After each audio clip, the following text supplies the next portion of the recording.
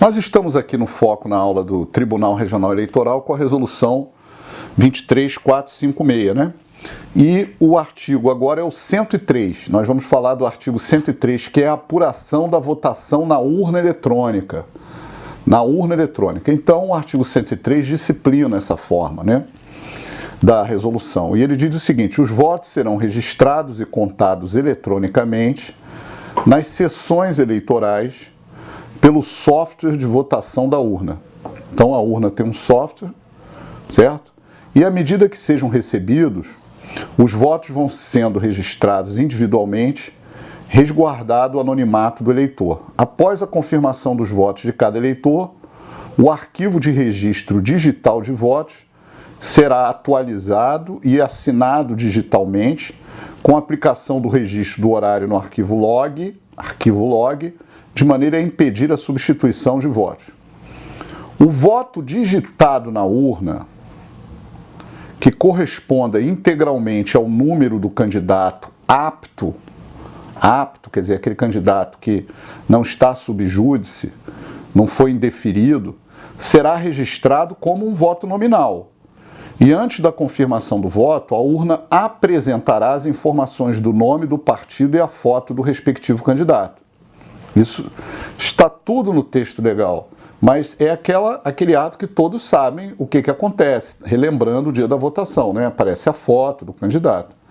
Nas eleições majoritárias, os votos digitados que não correspondam a número de candidato constante da urna serão registrados como nulos, certo?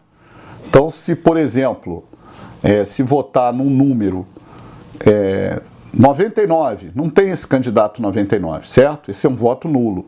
Na hipótese do caput, antes da confirmação do voto, a urna apresentará uma mensagem informando ao eleitor que, se confirmado o voto, ele será computado como nulo, certo? Então, é como votar nulo é votar num número que não existe. Nas eleições proporcionais, serão registrados como nulos os votos digitados na urna cujos dois primeiros dígitos coincidam com a numeração de partido que concorra ao pleito e os últimos dois dígitos correspondam a candidato que, antes da geração dos dados para a carga da urna, conste como inapto, ou os últimos 2 ou 3 números, dependendo. Se ele está inapto, não contou. Na hipótese, antes de se confirmar o voto, a urna apresentará a mensagem informando o eleitor que, se confirmar esse voto dessa forma, ele será nulo também, né? Então, se você erra o número do candidato, está nulo o voto. Nas eleições proporcionais, serão registrados como votos para a legenda, isso é importante para o partido, os digitados na urna, cujos dois primeiros dígitos coincidam com a numeração do partido que concorra ao pleito, e os últimos dígitos não sejam informados ou não correspondam a nenhum candidato, certo? Então, se você votar, por exemplo, num número de um partido que exista e errar o número do candidato, né? Aqui está falando, serão registrados apenas como o quê? Votos para a legenda, não é isso? Os digitados na urna, cujos dois primeiros dígitos coincidam com a numeração do partido que concorre ao pleito, e os últimos não sejam informados ou não correspondam ao candidato. Na hipótese do caput, antes da confirmação do voto, a urna apresentará sempre essa informação, alertando o eleitor que, se o voto será registrado para a legenda.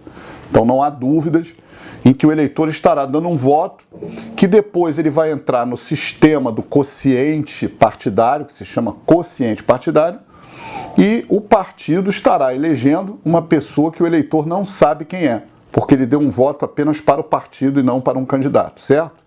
Ao final da votação, os arquivos do boletim de urna e os que contêm todos os votos registrados serão assinados digitalmente, com a aplicação do registro de horário em arquivo log, de forma a impossibilitar a substituição de votos e a alteração de registros do início e término. Muito bem, continuando, agora para o boletim emitido da urna, certo? Os boletins de urna conterão os seguintes dados. O que é boletim de urna?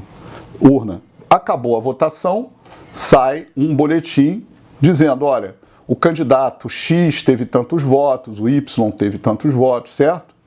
Então, o boletim vai ter a data da eleição, a identificação do município, a data e horário do encerramento da votação, o código de identificação daquela urna, a quantidade de eleitores aptos naquela urna, a quantidade de eleitores que compareceram, porque sempre tem uma abstenção, a votação individual de cada candidato, os votos de cada legenda, os votos nulos e brancos, a soma geral, a quantidade de eleitores não reconhecidos nas urnas biométricas, porque também tem isso, e o código de barras bidimensional, código QR.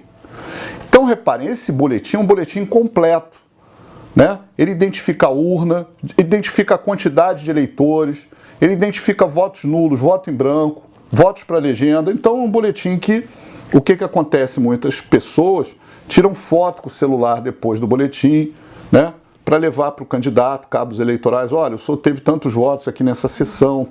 É um boletim por sessão, por urna, certo?